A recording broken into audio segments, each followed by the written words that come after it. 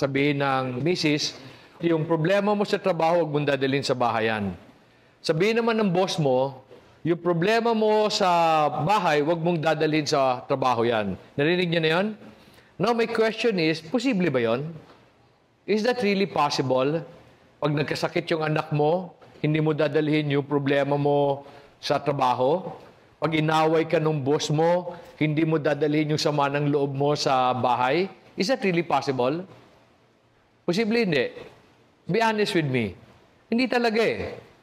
In fact, you have to understand, kaya ka nga nagtrabaho, di ba? Para i-bless yung bahay. Di ba? Yung bahay naman, supposed to be a place where you can, have peace so that you can be effective sa trabaho. So kami, we've discovered that both of them are connected. Hindi mo sila pwedeng ipaghiwalay. And so kaya kami gumawa ng lesson sa Similya, we explain the connection between home and work. And marami talaga siyang importante na dapat natin matutunan. One of our struggle is women do not understand their role, and men naman get very frustrated with most of their wives. Dami nilang questions. So hopefully, ma-explain ko yan sa inyo ngayon. Sa akin, importante parate that we understand God's design. Okay? I always go back to the Bible. One time, si Denise asked me, Papa, how do you make decisions? Sabi ko sa kanya, I'm a very principled man. Hindi ibig sabihin, grabe prinsipyo ko. Ang ibig sabihin, I understand the principle, and then I live around those principles. So what I'd like to do now is let me share with you first principles na sinasabi ng Bible about marriage. Okay? From there, maintindihan natin bakit ba nangyayari yung mga problema natin. If you have Bibles, I'd like to ask you to turn to Genesis chapter 2. Pasensya na kayo, I need to go back to the Bible para may design. Sa Genesis chapter 2, in-explain dyan bakit ginawa ang babae o bakit merong mag-asawa. Genesis chapter 2, let me read verse 18 hanggang 23 para sa inyo. Okay, 18. Let me just read, It says there, Then the Lord God said, It is not good for man to be alone. I will make him a helper suitable for him. Out of the ground, the Lord formed every beast of the field, every bird of the sky, and brought them to man to see what he would call them. And whatever the man called the living creature, that was its name. The man gave names to all the cattle and to the birds of the sky, to every beast of the field. But for Adam, there was not found a helper suitable for him. So the Lord caused a deep sleep to fall upon the man, and he slept. Then he took one of his ribs and closed up the flesh at that place. The Lord God fashioned into a woman the rib which he had taken from the man and brought her to the man. And he said, This is now bone of my bones, flesh of my flesh. She shall be called woman because she was taken out of man. Now very important, verse 24. For this reason, a man shall leave his father and his mother and be joined to his wife, and they shall become one flesh. Let me just highlight a number of things na kailangan nyo maintindihan to understand marriage. Meron dalawang bagay na sinabi dyan sa Genesis chapter 2 which I need you to always remember. Sabi sa verse 18, Then the Lord God said, It is not good for man to be alone. I will make him a helper suitable for him. You know, when I was not yet married, a friend asked me, Dong, ano hinahanap mo sa babae? So sabi ko, simple lang. Marunong magluto, marunong maglinis ng bahay, marunong mag-alaga ng bata. Di ba? Ano hinahanap ko? Helper. Di ba? Kasi sabi ng Bible, di ba? Bible said, He will make me a helper. Yun ba sabi ng Bible? Sabi ng Bible, it is not good for man to be alone. It is not because malungkot. That is not the reason why God made woman. Hindi siya to give pleasure to man. While kasama yun doon, merong mas importanteng dapat kayo maintindihan. Sabi, He will make someone, a helper, suitable for him. Now, what does that mean? A helper suitable for him means, in another word, it's helpmate. Pero, if you look at the original word, sabi doon, someone to complete. tagapuno ng kulang. Women were not made to give pleasure to men. Women were given tagapuno ng kulang. So I need you to understand that. So therefore, in marriage, the role of women is always tagapuno ng kulang. You will notice this. Na ang babae, today if you look around, today ang babae, pag ang lalaki tamad, all of a sudden sumisipag ang babae. Pero pag ang lalaki masipag, nagiging relax ang babae. Okay? Pag merong hindi ginawa ang lalaki, ginagawa ng babae. Immediately, they're wired that way. And minsan din, naiinis tayo sa mga misis natin, may sinabi tayo, may sasabihin silang walang koneksyon. Sabi, saan naman ang galing yun? Okay? Pero kaya nila sinabi yun kasi feeling nila, pinupuno nila yung kulang. And feeling natin, wala tayong kulang. Ang feeling ng lalaki, ang kulangan lang talaga natin, sumunod ang babae para happy ang lalaki. Tama ba yung mga lalaki? Di tama ba sa mga lalaki? Ang hope natin, wag na sumagot ang babae, di ba? Okay? Pero ang design was, God gave us a partner suitable for us. Tagapuno ng kulang. And you will notice this. Pag ang babae madaldal, yung lalaki tahimik. Pag ang babae tahimik, yung lalaki madaldal. You notice that? Okay? Okay? So that's one principle I need you to understand. Women were not given, or wives were not given to give pleasure to men. Hindi sila helper. Tawag sa kanila helpmate. Tagapuno ng kulang. To complete what is lacking. Now, mamaya I'll explain that more. The other thing I need you to notice in Genesis chapter 2 was something said in verse 23. Sabi diyan, and now the two shall become one. And it's one of the greatest mystery. In fact, if you go to Ephesians chapter 5, where pinag-usapan, wife submit to your husband, husband love the wife, it said there, one of the greatest mystery for the two to become one. Paano nangyari yon? Okay, let me explain. Bakit siya nagiging source ng struggle? Sabi, the two shall become one. Now, pag meron kayong dinidecide na issue, madali bang dumating sa isang desisyon na gusto niyo pareho? Hindi, di ba? Okay? So, when husband and wife struggle, sabihin na lang ng lalaki, alam mo, misis, nagkakaroon tayo ng problema. The best is, huwag ka na mag-isip. Ako na lang, para we become one. Let me ask the women, pag hindi kayo pinag-isip, how do you feel? Ha? Ano daw? Hurt lang?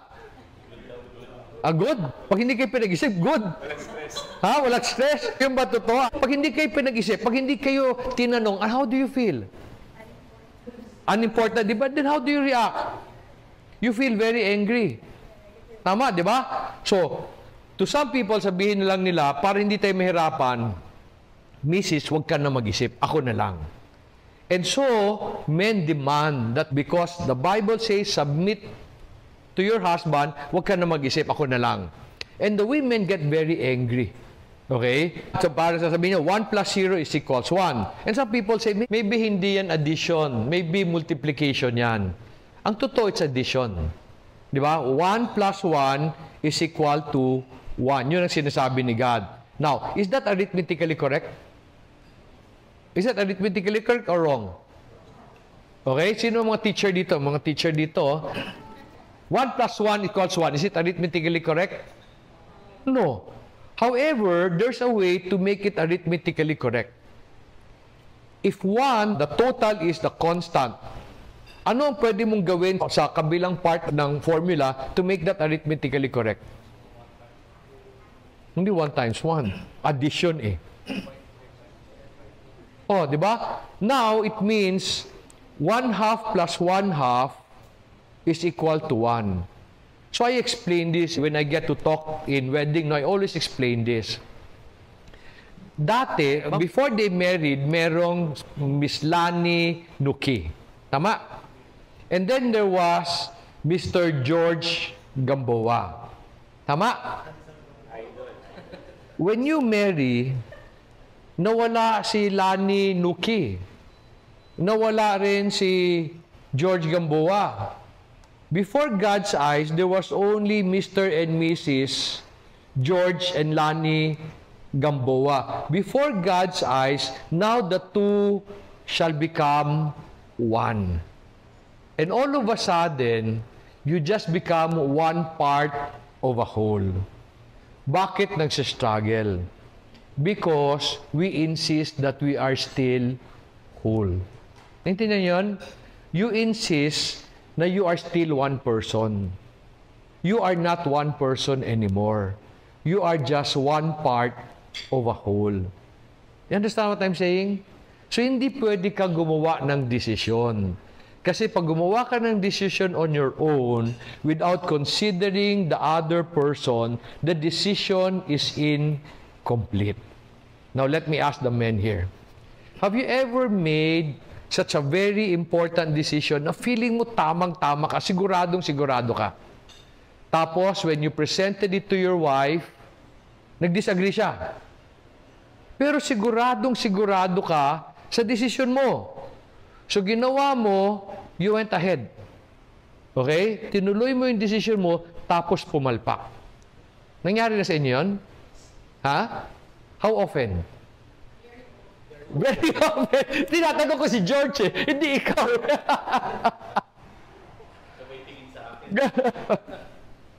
Ano nangyari? Maraming beses na yun nangyari sa akin. There was one time, I was telling my wife many years ago, bili tayo nitong stock na to because it's doing very well. And all my friends are buying. So I went to my wife, sabi ko sa kanya, sabi ng lahat ng tao, bumili tayo ng stock na to. And then, sabi ng misis ko, ayoko. So sabi ko, bakit ayaw mo? Sabi niya, ayoko lang. Di ba? Ayoko lang, hindi ko siya feel. So sabi ko sa sarili ko, ano namang alam nito? Housewife ito? Okay? Ano namang alam niya sa stocks? So ako, negosyante. Marami akong kaibigan. So I should know better. So binili ko. A few weeks after, the stock started to drop. Nalugi, never recovered. Ano nangyari? Hindi ako nakinig sa misis ko. Now, ano namang alam niya? Housewife siya. It's a design. Anong design? Maski hindi niya maintindihan bakit, the one part said, ayaw niya. The other part said, gusto niya. So, anong decision? Is the decision good? No. Because hindi nabuo eh. Pero many women cannot explain their decision. Bakit? Kasi intuition eh.